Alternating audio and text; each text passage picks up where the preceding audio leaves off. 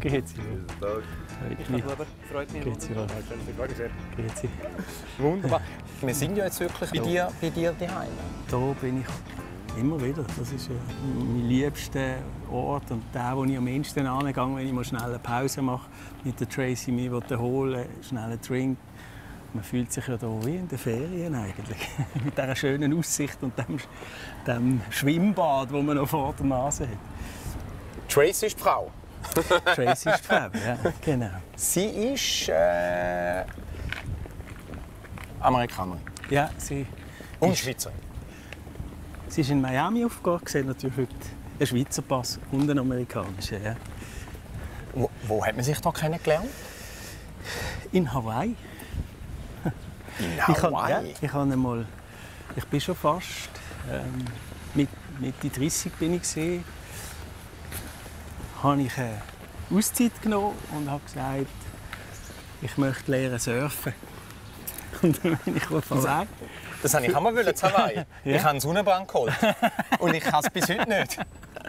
Gut, ich habe dann wirklich Kurs genommen, wirklich täglich aufs Brett gestanden und so. Aber dann habe ich einen Unfall gemacht. Ein Surfbrett ist mir auf dem Kopf gelandet.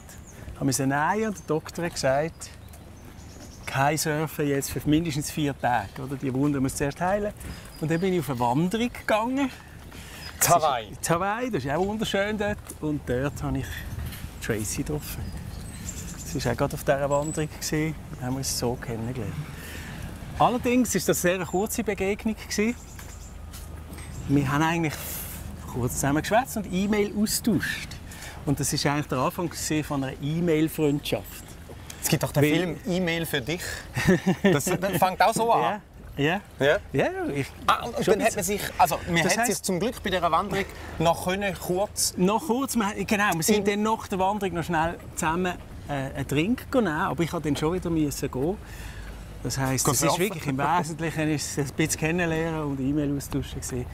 Und dann haben wir uns ein Jahr fast oder ein Dreivierteljahr nicht mehr gesehen, sondern nur E-Mails austauscht. Und dann später haben wir eine Begegnung in New York gehabt. Mein Bruder lebt dort, ihre Mutter lebt dort. Und dann haben wir uns dort noch mal getroffen. Und dann ist wieder ein rechtes Zeitchen vergangen. Dann ist sie auf Barcelona gezogen, hat das geschafft, hat die Arbeitsstelle verloren, hat eine neue gesucht. Und plötzlich bekomme ich eine E-Mail, die heisst, du, mein Jobvermittler hat mir einen Job in Basel. Hättest du mir eine Wohnung? Das ist aber auch noch aufdringlich. Ja. Also nicht im Sinne von, ich komme zu dir wohnen. Sondern hättest du eine Wohnung und so. Sie hat plötzlich sehr praktische Fragen gestellt. Und ich habe gemerkt, aha, jetzt könnte es sein, dass sie nach Basel kommt. Und das ist sie dann tatsächlich auch gekommen. Wenn man so lange nur E-Mails geschrieben hat und sich mal einmal wieder sieht in New York und dann wieder lange nicht, tut man da nicht fast ein bisschen vergitzeln? Also möchte man nicht gerne ein bisschen vorwärts arbeiten? Ja, ich meine, es hat Zeiten gegeben, da war das einfach eine E-Mail-Freundschaft für mich. Und ich habe nicht irgendwie erwartet, dass wir uns irgendwann wirklich verbinden. Aber übrigens, wir müssen hier durch. Wo sind wir denn da?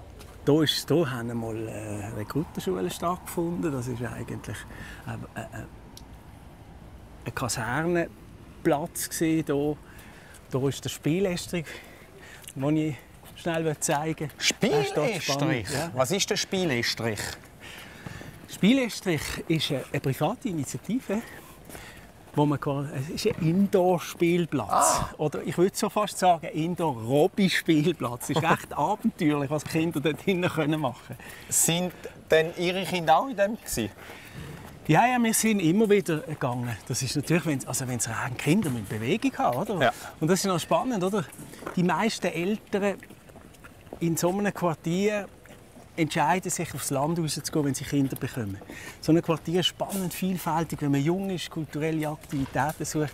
Aber was macht man, wenn man Kinder hat? Man ist das wirklich da, haben sie genug Freiraum, haben sie genug Platz? Oder? Und das ist jetzt so ein typisches Angebot. Wir haben uns entschieden, hier zu bleiben. Wir haben es nie bereut. Und haben mit diesen Institutionen auch ein bisschen unser Zuhause gefunden und unsere Freunde gefunden und die Kinder auch. Und, hallo, darf ich mal reingehen? Hallo. Hallo. Hallo, Reto Scherrer, freut mich. In Basel kennt Sie ja jeder. Ja, das glaube ich schon. Ja. Aber wie ist das so ein bisschen, oder wie hat sich das verändert? Ist das ein Problem für Sie? Oder? Es ist da, ich habe fast das Gefühl, Basel hat sich am wenigsten verändert. Oder das war vorher schon ein bisschen so, dass mich fast alle kennt haben. Okay, also die Bekanntheit ist jetzt schon ein bisschen grösser, aber in Basel ist das nicht. Aber in der übrigen Schweiz habe ich jetzt einfach realisiert, dort bin ich praktisch nicht mehr inkognito, wenn ich unterwegs bin oder in der Öffentlichkeit. Das ist erstaunlich. Also ich meine, mit dem amerikanischen Präsidenten könnte man ja jetzt da nicht einfach ein bisschen Basel durchlaufen. Nein, als letztes Mal habe ich das erlebt. Da bin ich in den Coop reingegangen, habe mein Ding gefüllt, oder? Und plötzlich kommt einer auf Englisch und sagt: "Are you the President of Switzerland?" Und ich habe gesagt: "Nein, not the President, but member of the government." And he said, "No way, you're shopping here. And in person, alone. How's that possible?" And I said, "This is kind of normal how we do it in Switzerland." And he was like, "Oh my God." Und dann hat er gerade ein Selfie gemacht. Also, das war eine riesige Überraschung. In der amerikanischen Kultur zumindest ist das undenkbar. Und dass wir das hier noch leben können, das ist ein grosses Privileg. Für mich ist es wichtig, einmal ein ganz normaler Mensch zu sein und unter die Leute zu kommen. Und da ist natürlich das Kleinbasel das Quartier, wo ich es am meisten mache. Was ist dir wichtig gewesen? Es ist noch schwierig mit dem Du. Ich bringe es irgendwie nicht an. Ich muss dann nachher auch wieder ablegen. Aber es ist schön, dass du mir das abgeboten hast. Was ist dir wichtig bei der Erziehung von der eigenen Kind, von diesen zwei Mädchen? Was hast du ihnen mit auf den Weg geben? Ganz wichtig ist, ihr Selbstbewusstsein zu stärken. Bei Mädchen ist es auch wichtig, ihnen zu lernen, Nein zu sagen. Sie können sagen: "Halt, ich bin ich. Ich mache nicht, was du mir sagst und was du willst." Sie sind ausgesetzt den sozialen Medien, denn in dem Alter zwischen 12 und 16 habe ich das sehr problematisch gefunden. Sie sind überfordert im Internet, das ist meine Überzeugung. Und den Umgang mit dem zu lernen, habe ich eine ganz grosse Herausforderung gefunden für Mädchen, oder? Die Schönheitsideale, die dort verbreitet werden, das ist das schrecklich. Also sie müssen sich da wirklich durchsetzen und sagen: "Weißt du was, ich bin schön so, wie ich bin und nicht wie die Influencerinnen und so dienen." Oder? Und das ist eben, glaube ich, das Allerwichtigste. Den Kindern können ein gewisses Selbstwertgefühl dort mitzugeben, dass sie sich in dieser Welt, wo mit so viel Druck auf sie kommt, können sagen: "Hey, es ist gut. Eigentlich bin ich gut so, wie ich bin. Und zusammen mit meinen Freundinnen und Freunden kann ich auch glücklich werden." Da gibt es zum Teil grosse Konzerte. Oder das bekannte Basler Tattoo findet hier hinten statt. Die bauen riesen Tribünen hier rundum. Und die Kulissen, oder, mit dem Innenhof, die macht es sehr speziell. Das ist das Basler Tattoo? Ja. Aber der Korbball ist einmal nicht drauf. Nein, die kommen dann weg. Oder? Das Ganze muss so geplant werden, dass all die verschiedenen Bedürfnisse abgedeckt werden können. Und hier hat es eben ein Theater, das junge Theater, das ist ganz etwas Tolles. Finde ich auch etwas für junge Menschen etwas sehr Wertvolles, wenn sie lernen, in einem Theater sich auszudrücken, miteinander etwas darzustellen, sich zu überlegen, wie rede ich, was sage ich, was kommt da. Finde ich etwas ganz Wertvolles, Theaterkurs. Ja. Sag nichts dazu.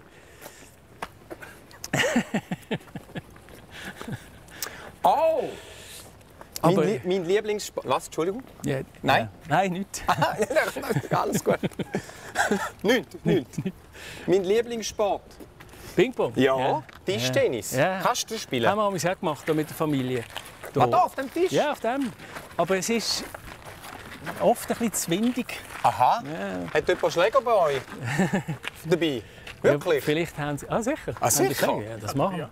Ja, gut. Ja, gut, machen wir. Ja, machen wir schnell. Ja, aber es ist windig. Es stimmt. Es ist, ja. Was ihr immer alles dabei habt. Ich habe immer Ping-Pong-Schläger. Ja, aber das stimmt wirklich. Schön. Was für ein Zufall. Ja, also das. Okay.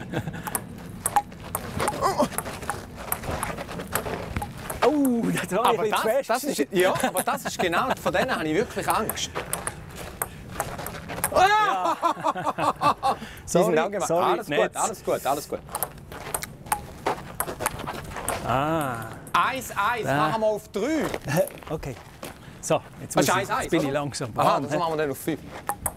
Aber Moment, nur schnell. Der ist nicht übers Kreuz. Muss man nicht immer so. Kann man, wo man will. Ehrlich gesagt, bin ich nicht ganz sicher, was die neuesten Regeln sind. Das ist keine neue Regel. Das Kreuz aber habe ich jetzt nicht gewusst. Ich tue könnte schon sein. Nein, tu noch mal anspielen, aber ja. Aber ja, man muss es genau machen. Ja, wir machen es genau. Jawohl.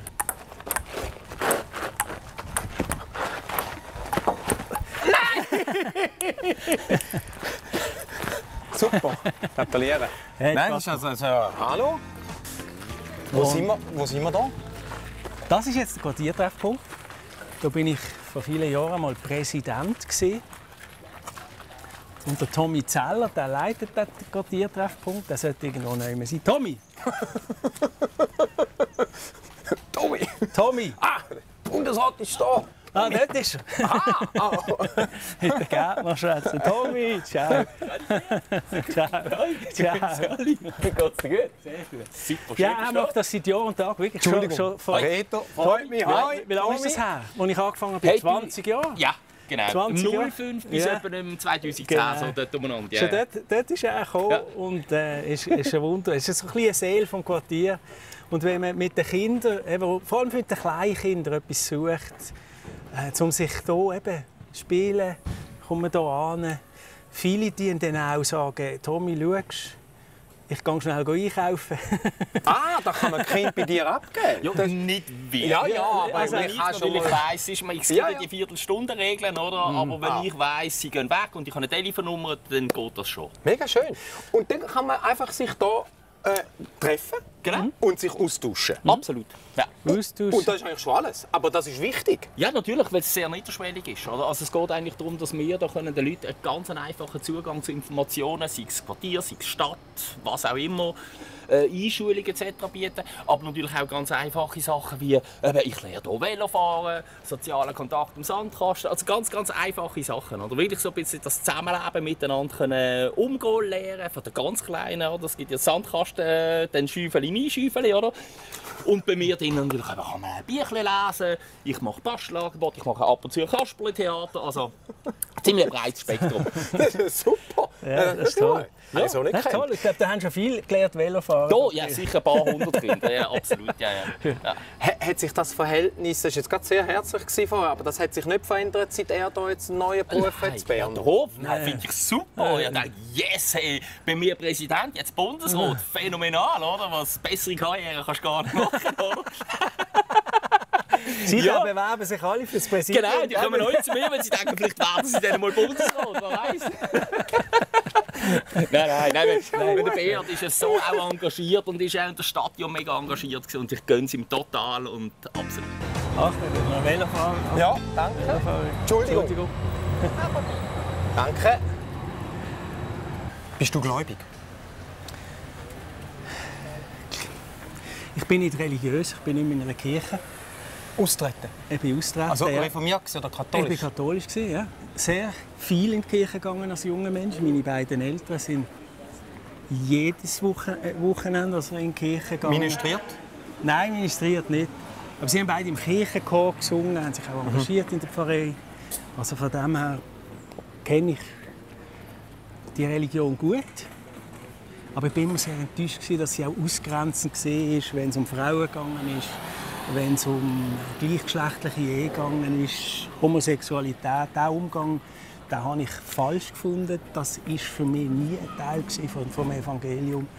Und das war eine Entwicklung, die ich nicht mittragen konnte. Aber das ist schon ein aber die Botschaft. Aber das ist ein grosser Schritt, dass man den sagt, man trägt aus. Also ja, das ist nicht von heute auf morgen passiert. Das ist mir nicht leicht gefallen. Ja, und was man jetzt schon sieht, ist ist immer etwas los. Also da ist immer etwas los. Da kannst du heimkommen, wenn du willst. Und zum Teil auch total spannende Sachen. Und was man nicht vergessen darf, in diesem Quartier gibt es auch sehr viel Lebensfreude, sehr viel Strassenkultur. sehr viele ganz freundliche Menschen. Das passiert dir nicht überall in der Schweiz, dass einfach jemand kommt und sagt, kann ich dir deine Tasche tragen? Das ist meiner Frau schon manchmal passiert. Und dann wirklich lieb gemeint, unterstützende Angebote. Also ich finde das total also geht Sie einmal, oder gehen ihr einmal da posten? Also in dem auch? Ja, auch. Wir müssen natürlich immer Quartier. Das ist ja, oder? So Initiativen finde ich eben super toll. Wie zum Beispiel die zwei hier. Das ist Basel unverpackt. Was ist das? Das sind Junge, die sich gesagt haben, wir verkaufen Lebensmittel ohne Abfall zu produzieren. Also kannst du alles Mögliche. Ach, können wir mal rein? Ja.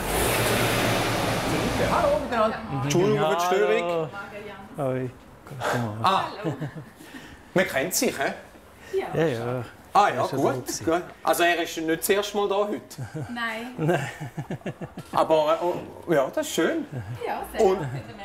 Ja, und was geht man da rein so ein bisschen, vor allem posten? Oder was hat es da so ein bisschen? Ja, wir füllen hier unser Mehl, unseren Reis, wir kaufen aber auch Pasta, Öl füllen wir ab. Man kommt hier rein mit den Gefäßen, die man hat. Und die nimmt man mit? So Gläser und so Sachen. Und die füllt man dann auf. Und dann zahlt man nach Gewicht. Und hat einfach keinen Abfall von dem. Tust du die einmal kochen? Ja. Am Sonntag koche ich ab und zu, ja. Und was? Ich koche auch gerne nach Kochbüchern. Aber das ist schon bei mir. Regional, saisonal schaue ich immer ein bisschen. Und es gibt auch klassische, so typische Produkte wie Alplermakrone. Das habe ich im Sortiment, da brauche ich kein Kochbuch mehr. Das ist gut. oder generell Pasta habe ich wahnsinnig gerne. Ja, das verstehe ich. Wenn man so, also, danke vielmals. Merci vielmals, sorry, wir haben da stören. Danke und gute Sache. Ade. Hallo. Oh, sorry. Bravo. Kommen wir gerade, Entschuldigung. Wir gehen gerade. Danke. Du bist jetzt seit 1,5 Jahren. Nein, 2. 1,5. Sorry. Bist du dort angekommen? Also, ja, ich fühle mich wohl dort. Ja, ich habe ein gutes Team. Ich habe das Gefühl, die Strukturen funktionieren so, wie ich sie jetzt will. Und ich habe das Gefühl, ich durchaus einige Projekte jetzt durchgebracht, die wichtig sind. Fußball Kulturbar. Genau. Fußball kommt ja auch nicht vorbei bei Basel. Keine Ahnung, du bist Fan? Ja. Also richtig Fan? Ja, ich bin seit kleiner Bub bin ich immer wieder in das Stadion vom FC Basel gegangen. Ich bin ein Fan. Mein Vater hat mich schon mitgenommen. Ich habe meine Kinder mitgenommen. Und wenn die shooten, dann bin ich nervös. Dann bin ich voll dabei. Und du kannst viel live schauen? Viel ist übertrieben, aber ich gehe jede Saison ein paar Spiele schauen, wenn es irgendwie geht. Und was ist denn das da? Und das ist eine Fußballbar, das ist gerade noch von mir daheim. Die sind am Umbauen? Ja, genau. Hallo. Hallo? Ist gerade zu? Ist nicht offen, hä? Wir denken, wir können noch... Schwierig. Es ist eine Fußballbar, aber es ist ein bisschen mehr als das. Es ist eigentlich wie ein Pub, oder? In England oder Irland. Es ist auch ein Zuhause für viele Leute. Man kommt hier an und trifft sich. Oder? Also, das ist, was ein Dorfbeiz ist an anderen Orten, ist das die Offensive für viele. Das heisst, die Offensive, weil der Trainer, der Didier André, der war, der FC Basel von der damaligen Nationalliga B wieder in die Nationalliga A geführt. Ein Held. Der Didi. Und der hat offensiv spielen. Darum heisst die Offensive. Und da gehe ich zum Teil aber wirklich jetzt spontan. Oder? Ich habe ja vorher schon gesagt, wenn der FC Basel spielt, habe ich Mühe, mich auf etwas anderes zu konzentrieren. Das heisst, ich probiere daheim im Hintergrund zu laufen zu lassen und Dossier zu studieren. Wenn das nicht klappt, wenn es zu nervös wird, dann komme ich da an, schaue ein bisschen. Da kennen mich auch alle, die freuen sich, wenn ich komme. Du schaust den Fußballmatch und du Dossier studieren? Ja, probiere das alles gleichzeitig zu machen. Aber es ist nicht ganz einfach, gebe es zu. Hättest du vielleicht auch mal gerne dann irgendwie so ein Restaurant oder eine Straße oder so, wo irgendwann mal... Aber wieso? So eine Beat Jans Straße, das ist nicht... Das braucht es nicht. Es geht da nicht um mich als Person. Es geht um die Werte, die Überzeugungen, die ich vertrete. Und ich hoffe, dass das für die Schweiz auch gut ist. Aber es geht da nicht um meine Person. Danke vielmals fürs Zeigen hier im Basel. Das ist ja so danke. Lohnenswert. Ja, es ist vielleicht nicht der typischste Schweizer Ort, oder? Aber es ist auch die Schweiz. Es ist eben auch die Schweiz. Und ich finde es schön, dass ich als Bundesrat aus so einem Ort ein Teil des Gremiums sein und diese Geschichte, diese Welt auch einbringen. Sie gehört zu unserem Land, sie ist ein Teil davon. Und sie hilft mir auch, gerade in sehr schwierigen Themen, die ich zum Teil habe, die richtigen Antworten zu finden. Schade, können wir da kein Bier nehmen? Das wäre schon noch gut gewesen. Ja, schade. Ja. Hä? Aber ja. Ja, ich weiß gar nicht, wie lange die umbauen. Das ist gerade eine schlechte Neuigkeit. Ja, tut mir leid. Ja, wir finden vielleicht schon noch etwas.